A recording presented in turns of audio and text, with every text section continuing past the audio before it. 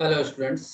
हम लोगों ने पिछले सेशन में जल का वैद्युत अपघटन कर लिया था, एसिडुलेटेड वाटर, जिसमें जल में मैंने कुछ मात्रा में सांद्र H2SO4 मिलाया था और जल वैद्युत अपघटन के परिणाम स्वरूप हमें ऑक्सीजन और हाइड्रोजन एनोड और कैथोड पर प्राप्त हुआ था। आज हम जो पढ़ने जा रहे हैं वो है जलीय NaCl का वैद्युत अपघटन। हेडिंग डालिए, electrolysis of aqueous NaCl।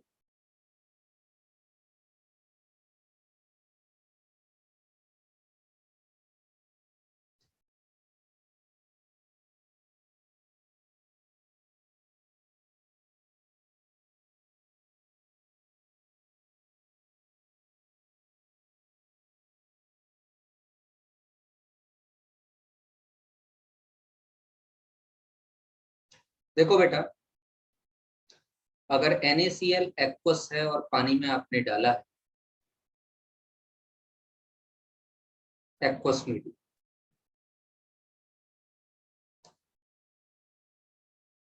Na ion निकल जाएगा, Cl आयन निकल जाएगा और साथ में वाटर, जिसको मैंने कहा था कि आप अपनी सुविधा के लिए OH आयन और H आयन में तोड़। मैं जानता हूं कि बहुत कम मात्रा में डिसोसिएशन होगा, ना के बराबर, फिर भी एक सुविधा रहेगी। सबसे पहले एट एनोड, एनोड पर एनायन जाएगा, एनायन है Cl, साथ में जल भी जाएगा, तो both water and Cl negative will go towards anode, but Cl negative having lesser discharge potential discharges at anode। अब यहां पर मैंने एक इंपॉर्टेंट पॉइंट बताने के लिए आप लोगों को कहा, उस इंपॉर्टेंट पॉइंट को लिखेंगे ध्यान से। एनोड पर किसका डिस्चार्ज पोटेंशियल कम होना चाहिए? जिसका SRP कम है। अगर Cl आयन और वाटर की बात की जाए तो वाटर का SRP कम है Cl आयन के कंपेयर, तकरीबन -1.31 वाटर का SRP है और -1.29 Cl आयन, दोनों बहुत पास। मैंने कहा था डिस्चार्ज पोटेंशियल 95-96% SRP पर निर्भर करता है, लेकिन पूरा नहीं। लड़ाई है Cl आयन और वाटर। तो यहां इस बात को ध्यान रखेंगे कि although SRP of water is less than Cl, but due to over potential, जिसको बबल्ड वोल्टेज भी कहते हैं,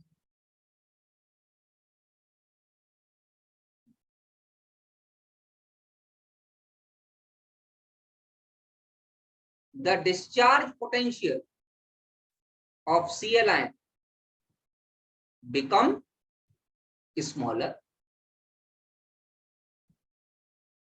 ये बेटा लड़ाई सिर्फ यहीं पर है और कहीं नहीं, तो इसलिए आपको ज्यादा परेशान होने की आवश्यकता नहीं। हर जगह जिसका SRP कम होगा वो एनोड पर डिस्चार्ज होगा, लेकिन Cl आयन और वाटर में वाटर का SRP कम है, फिर भी Cl आयन ही डिस्चार्ज होगा, क्योंकि जो आप पोटेंशियल अप्लाई कर रहे हो उसको भी जोड़ा जाएगा। तो क्या पहले वाला में नहीं जोड़ा जाता था? जोड़ा जाता था। लेकिन उसका कोई प्रभाव नहीं पड़ता।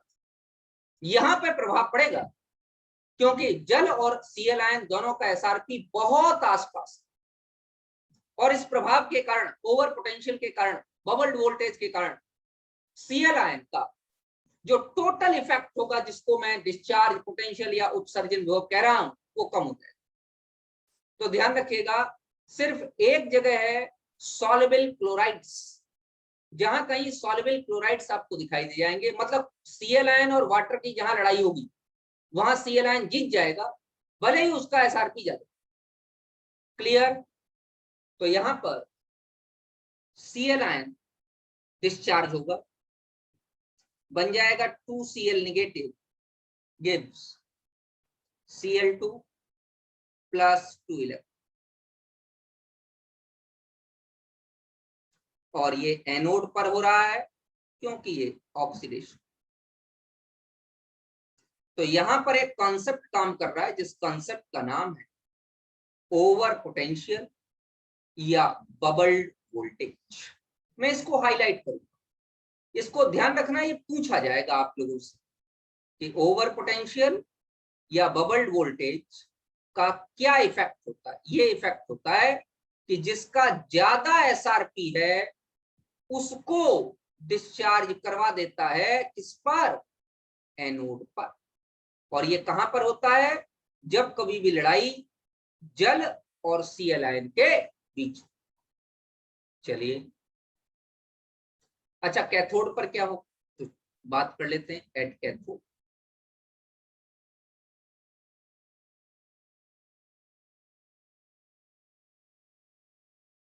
एट कैथोड, कैथोड पर कोई लड़ाई नहीं, क्योंकि H पॉजिटिव का discharge potential dP of H positive less होता है वाटर से। क्यों? क्योंकि H पॉजिटिव का SRP ज्यादा, तो कैथोड पे जिसका SRP ज्यादा होगा उसका डिस्चार्ज होगा, क्योंकि जिसका SRP ज्यादा होगा उसका डिस्चार्ज पोटेंशियल कम होगा। तो यहां कोई लड़ाई नहीं। तो 2H आयन 2 इलेक्ट्रॉन लेकर किस में कन्वर्ट हो जाएगा? H2। यहां पर एक बात और आप देख सकते हैं, वाटर के साथ साथ यहां पर एक चीज और लिखी, Na पॉजिटिव। कैटायन तो Na पॉजिटिव, तो जाएंगे तो दोनों ही Na पॉजिटिव और H पॉजिटिव। ठीक है, थोड़ा सा अगर और इसको सुधारना चाहो आपके समझने के लिए तो ऐसे लिख सकते हो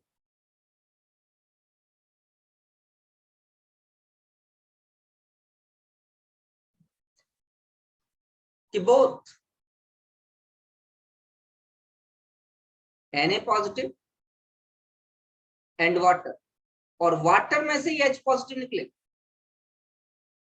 will go towards cathode, but discharge potential अब लिखो of H positive is smaller than Na। तो H पॉजिटिव डिस्चार्ज होते और यहां पर क्या दे देगा बेटा? आपको रिडक्शन दे देगा, और रिडक्शन के परिणाम स्वरूप हाइड्रोजन कैथोड पे निकल, तो एनोड पे क्लोरीन गैस निकलेगी और कैथोड पर हाइड्रोजन गैस निकलेगी। यहीं पर देख लीजिए, कैथोड पर अगर H पॉजिटिव निकला तो क्या बच गया? Na पॉजिटिव बच गया। एनोड पर अगर Cl नेगेटिव निकला तो क्या बच गया? वाटर बच गया। Na पॉजिटिव जब वाटर से क्रिया करेगा तो क्या बनाएगा? NaOH। इसलिए जल अपघटन के पश्चात, इलेक्ट्रोलिसिस के बाद शेष बचा विलयन क्षारीय हो जाए। After electrolysis the remaining solution will become basic. लिख देता हूं मैं नोट।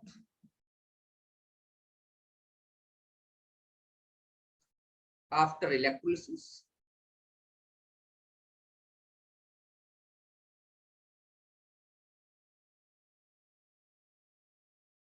The remaining solution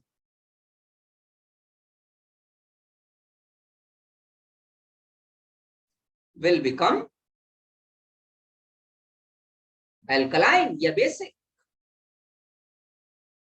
और alkaline हो जाएगा तो इसका मतलब pH greater than 7, और क्या हो जाएगा, red litmus turns into blue. क्या ये बात समझ में आ गई?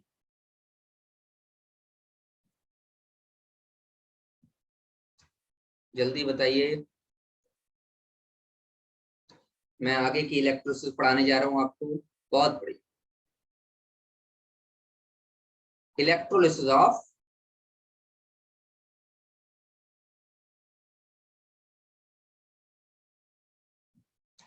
aqueous copper sulfate using inert platinum electrode. Important है क्योंकि यहां पे पहली बार हम इलेक्ट्रोड की चर्चा कर, ऊपर के किसी भी विद्युत अपघटन में मैंने इलेक्ट्रोड की कोई चर्चा नहीं, क्योंकि इलेक्ट्रोड वहां पहले से ही इनर्ट थी। इनर्ट का मतलब एक ऐसा इलेक्ट्रोड जो विद्युत अपघटन की प्रक्रिया में भाग नहीं ले।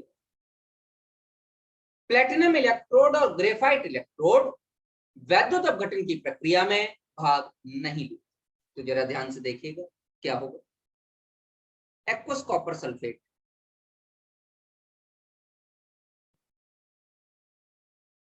क्या बन जाएगा, Cu2 पॉजिटिव, SO4 2 नेगेटिव, और वाटर, और वाटर को हम अपने सुविधा के लिए तोड़ लेंगे H पॉजिटिव में और OH नेगेटिव। देखिए क्या होगा, एट एनोड, एनोड पर एनायन जाएंगे, कौन कौन से, सल्फेट आयन और वाटर। तो डिस्चार्ज पोटेंशियल जो वाटर का है आप पढ़ चुके हैं, वो कम है सल्फेट आयन से, तो वाटर में OH आयन डिस्चार्ज हो जाए, क्या बनेगा, क्या मिलाएगा,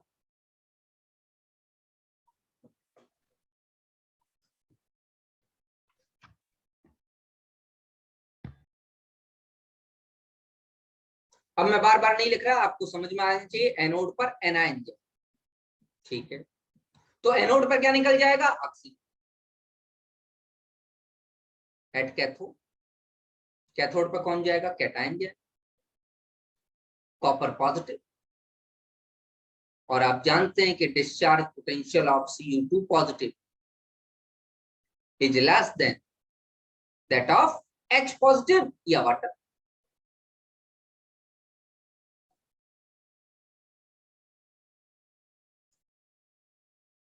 कॉपर 2 पॉजिटिव का करीबन 0.34 होता है, ये ज्यादा है SRP। जिसका SRP कैथोड पे ज्यादा होगा उसका डिस्चार्ज पोटेंशियल कम हो जाएगा, तो क्या बन जाएगा, Cu2 पॉजिटिव 2 इलेक्ट्रॉन लेकर किस में परिवर्तित हो जाएगा, कॉपर।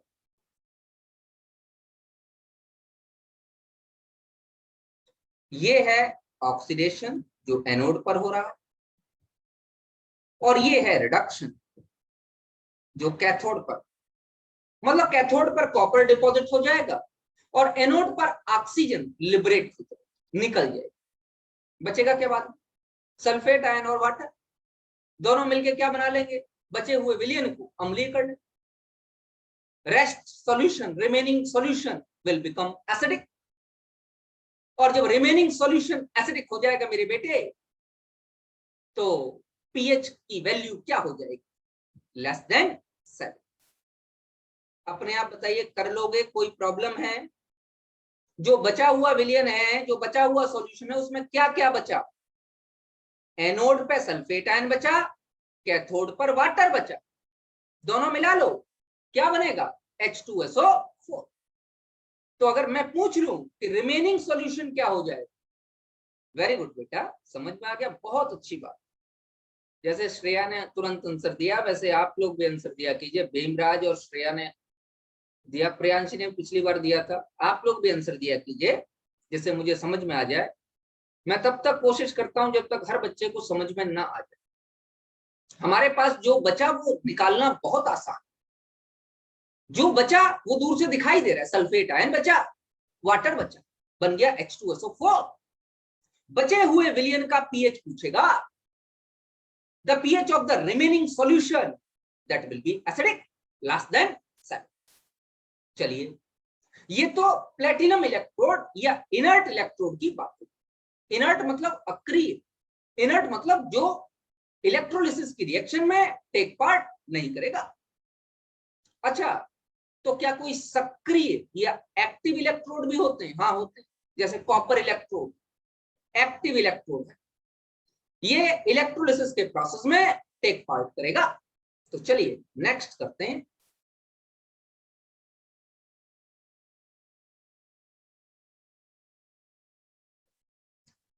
इलेक्ट्रोलिसिस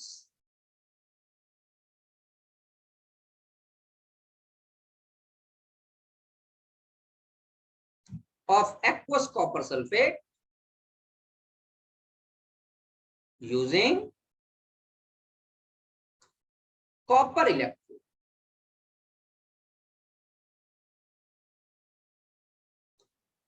और बेटा कॉपर इलेक्ट्रोड एक्टिव इलेक्ट्रोड है, सक्रिय इलेक्ट्रोड है। कैसा इलेक्ट्रोड है ये? एक्टिव, इनर्ट नहीं है, एक्टिव इलेक्ट्रोड। ये विद्युत अपघटन की प्रक्रिया में भाग लेगा। कैसे भाई? एक्वस कॉपर सल्फेट,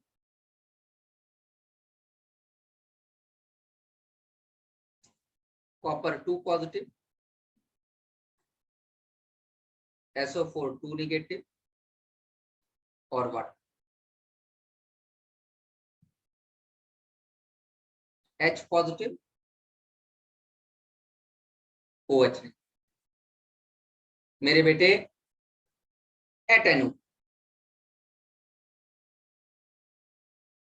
एनोड पर क्या? एनायन जाएंगे, सल्फेट आयन और water, both sulfate ion and water will move towards anode, but none of them discharges। दोनों जाएंगे, कोशिश करेंगे, लेकिन कोई भी कॉपर इलेक्ट्रोड पर डिस्चार्ज नहीं कर पाए। क्यों नहीं कर पाए?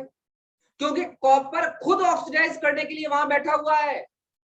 कॉपर खुद का डिस्चार्ज पोटेंशियल इन दोनों से कम है, तो कॉपर इन दोनों को क्यों डिस्चार्ज होने देगा भाई? जिसका डिस्चार्ज पोटेंशियल कम होता है वही तो डिस्चार्ज होता है, तो इन दोनों का तो डिस्चार्ज पोटेंशियल ज्यादा है। तो बिकॉज कॉपर इटसेल्फ, कौन सा कॉपर? इलेक्ट्रोड का, ionises as it has lesser discharge potential than both the ions या both the species, SO4 2 negative और वाटर, दोनों से कम डिस्चार्ज पोटेंशियल कॉपर का खुद ही, तो कॉपर खुद ही आयनाइज कर जाएगा। तो क्या बन जाएगा? Cu एनोड से Cu2 पॉजिटिव बनाएगा और ये विलियन में एक्वस मीडिया में चला जाएगा, 2 इलेक्ट्रॉन निकाल देगा। देखो बेटा इलेक्ट्रॉन निकल रहे हैं तो यहाँ क्या हो रहा है, ऑक्सीडेशन। मतलब एनोड पर कॉपर इलेक्ट्रोड का ऑक्सीकरण हो गया। Copper electrode oxidises and the copper ions will release in the aqueous media या in the solution। तो सॉल्यूशन में कॉपर आयनों का कंसंट्रेशन बढ़ जाएगा। क्या होंगे एट कैथोड,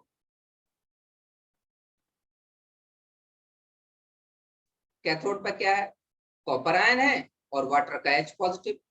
आप जानते हो discharge potential of copper ion is less than water, मतलब H पॉजिटिव। क्यों? क्योंकि कॉपर आयन का SRP ज्यादा है, कैथोड पर उनका डिस्चार्ज पोटेंशियल कम होता है जिनका SRP ज्यादा होता है, और एनोड पर उनका डिस्चार्ज पोटेंशियल कम होता है जिनका SRP कम होता है। चलिए, तो कॉपर 2 पॉजिटिव डिस्चार्ज हो जाएगा। तो कॉपर 2 पॉजिटिव जो विलियन में उपस्थित था, 2 इलेक्ट्रॉन लेकर कैथोड पर डिपॉजिट हो जाएगा, Cu एट कैथोड। ये क्या हो गया रिडक्शन। मेरे बच्चों, जितनी आसान ये प्रोसेस दिखाई दे रही है उतनी ही इंपॉर्टेंट है।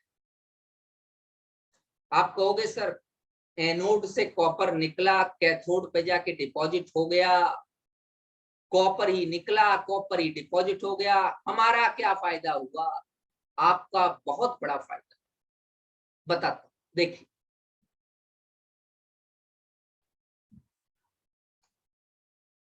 पूरी नेट अगर मैं एक रिएक्शन लिखूं तो पूरी नेट रिएक्शन ये हो गई हमारे पास कि एनोड पर कॉपर एनोड था, कॉपर 2 पॉजिटिव में ऑक्सीडाइज हुआ, और कैथोड पर कॉपर आयन 2 इलेक्ट्रॉन लेकर कॉपर मेटल में रिड्यूस, ये है ऑक्सीडेशन और ये है रिडक्शन।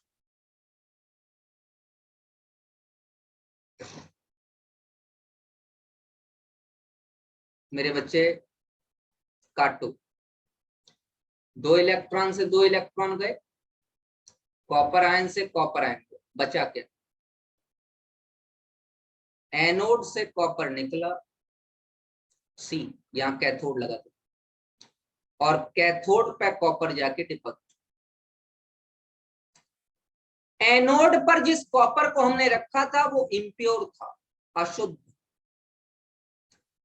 अशुद्ध कॉपर, इम्प्योर कॉपर में से प्योर कॉपर आयन सॉल्यूशन में आए, और वो प्योर कॉपर आयन कैथोड पे पहुंच गए। तो कैथोड पे पहुंचने वाला कॉपर प्योर कॉपर।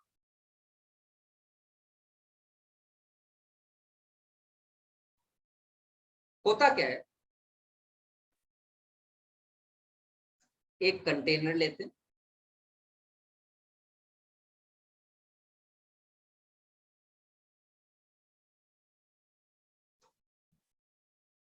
एक बहुत मोटा इस तरीके का अशुद्ध या इम्प्योर कॉपर का टुकड़ा ले लेते, इम्प्योर कॉपर। एनायन एनोड पे जाते हैं, एनोड पॉजिटिव है, कैथोड नेगेटिव। बहुत पतला तार कॉपर का, प्योर कॉपर वायर को कैथोड बना, इम्प्योर कॉपर को एनोड बना, अंदर कॉपर सल्फेट का विलयन भर देते,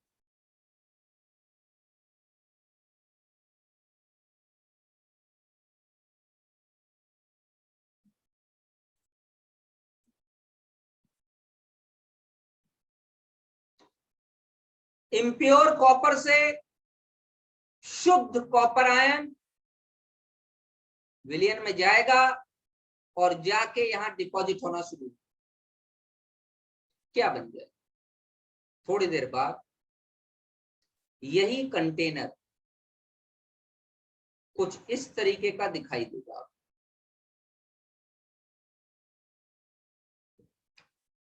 यहां एक अच्छा खासा कॉपर का ब्लॉक तैयार हो चुका होगा।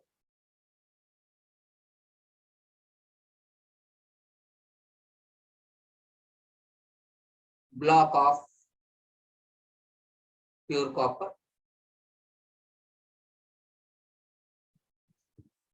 ये जो इम्प्योर बहुत मोटा लगाया था, ये थोड़ा बहुत यहां बचा हो, और इसके नीचे अशुद्धियां इकट्ठी हो गई। जो भी इम्प्योरिटी थी वो एनोड के नीचे इकट्ठी हो गई। बीच में आप यहां बैटरी लगा दो, ठीक है ना। एनोड के नीचे जो अशुद्धियां इकट्ठी हुई उनको हम कहते हैं एनोड मड।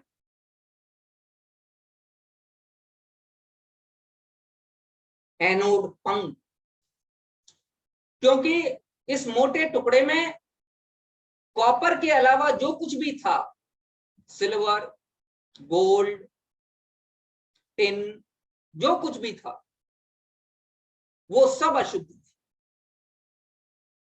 अशुद्धियां नीचे जाके इकट्ठी हो जाए। गोल्ड जैसी बड़ी इंपॉर्टेंट धातु अशुद्धियों के रूप में उपस्थित है।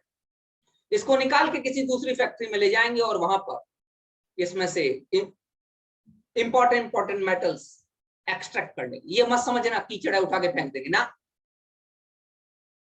यह प्रक्रिया क्या कहलाती है? Purification of copper. लिख देते।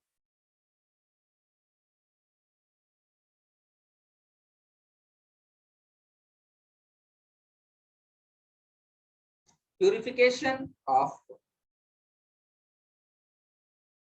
तो कॉपर इलेक्ट्रोड की उपस्थिति में कॉपर सल्फेट का जो वैद्युत अपघटन है वो कॉपर धातु का शुद्धिकरण करने के लिए इस्तेमाल किया जाने वाला उपक्रम है।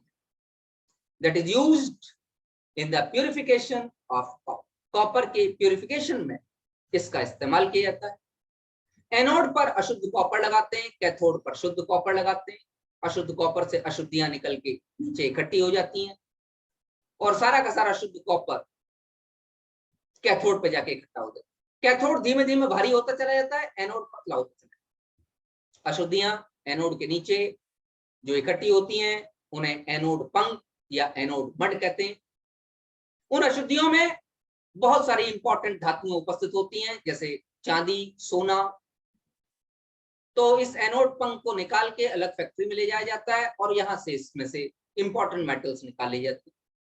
तो यह प्रक्रिया, यह क्रिया, ये प्रोसेस कॉपर के प्यूरिफिकेशन के लिए बहुत इंपॉर्टेंट है। हम लोगों को कॉपर जो मिलता है, जिसको हम फफोलेदार तांबा कहते हैं, ब्लिस्टर कॉपर कहते हैं, वो ब्लिस्टर कॉपर 92% के आसपास प्योर, 8% अशुद्धियां होती। कैसे प्योर किया जाए? इलेक्ट्रोलिसिस, वैद्युत अपघटन। और इलेक्ट्रोलिसिस द्वारा अब जो ये कॉपर का ब्लॉक कैथोड की जगह मिला, ये 99.9% प्योर। तो ये मेटलर्जी में पढ़ाया जाएगा आपको धातु कर्म में कि अशुद्ध तांबे से शुद्ध तांबा, इम्प्योर कॉपर से प्योर कॉपर निकालने के लिए किस प्रोसेस का आप इस्तेमाल करते हैं। तो आपका आंसर होगा, जिस प्रोसेस का हम प्रयोग करते हैं वो है electrolysis of copper sulphate solution.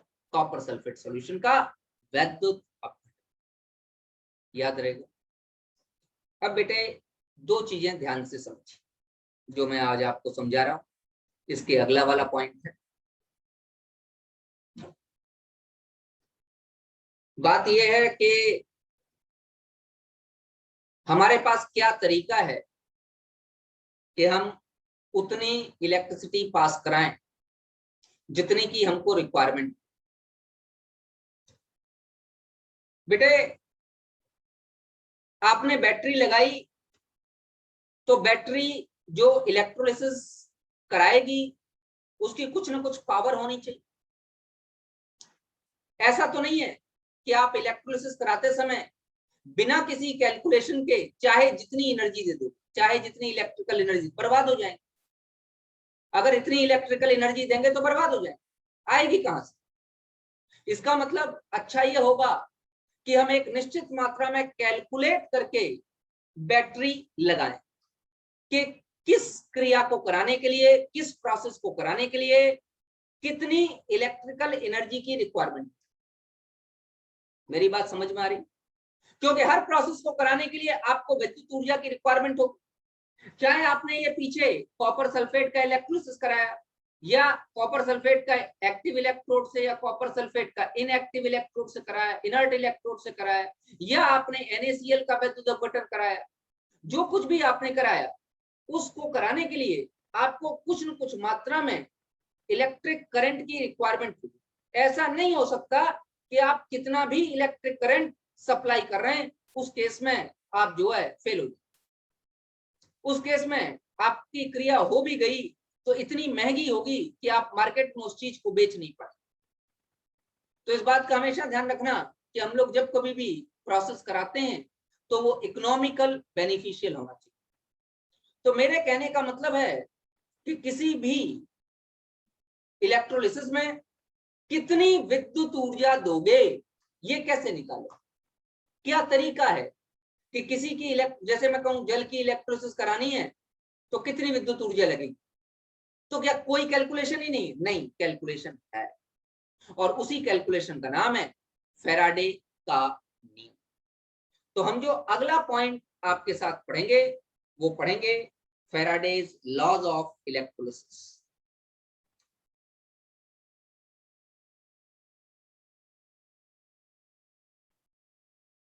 Faraday's laws of electrolysis.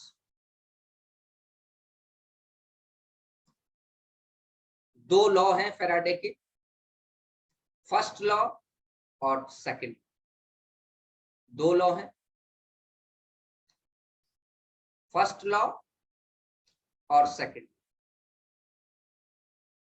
एक चीज बता देता हूं आप लोगों को, फैराडे क्या चीज? फैराडे वैज्ञानिक का नाम है, लेकिन 1 फैराडे एक यूनिट निकाली गई है जो चार्ज ऑन 1 मोल इलेक्ट्रॉन। एक इलेक्ट्रॉन पर चार्ज होता है 1.6 इंटू 10 टू द पावर -19। एक मोल की वैल्यू है Na, Avogadro number 6.022 into 10 to the power 23। बेटा इसे टोटल कर लेंगे तो 1 फैराडे का मान हो जाएगा 96500 कूलम, लगभग इतना आ जाए। हम एक प्रॉपर नंबर ले लेते हैं जिससे कि कैलकुलेशंस आसान हो। तो अगर आपसे कोई पूछे व्हाट इज 1 फैराडे, तो आपका आंसर होगा 1 Faraday is the charge on 1 mole of electron. एक इलेक्ट्रॉन का charge 1.6 into 10 to the power -19 और एक मोल का मान है 6.022 इंटू 10 टू पावर 23। दोनों को मल्टीप्लाई करके वैल्यू आ जाएगी 96500 कूलम। कल हम लोग फैराडे के विद्युत अपघटन संबंधी नियम, इन दोनों नियमों को पढ़ा। ठीक है ना? आज की क्लास यही स्टॉप हो रही है। इसको इतना पढ़ के आइए बेटे, ये वाला पार्ट मैंने आपका खत्म कर। मिलते हैं आपसे कल।